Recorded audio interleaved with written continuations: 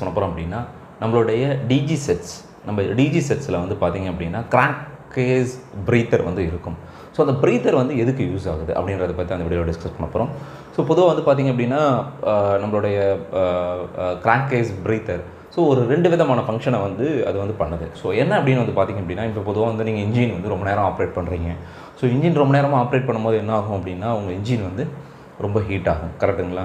So அப்படி engine வந்து heat ஆகும்போது என்ன நடக்கும் அப்படின்னா, அதோடைய இன்ஜின் ஆயில் அந்த ஆயில் இருக்குல்ல, ஸோ லூப் ஆயில் சொல்லலாம். அந்த லூப் ஆயில் வந்து பார்த்திங்க அப்படின்னா என்ன ஆகும் அப்படின்னா, உங்களுக்கு ஹீட் ஆகும். ஹீட் ஆகிட்டு வேப்பர் ஆக ஆரம்பிக்கும்.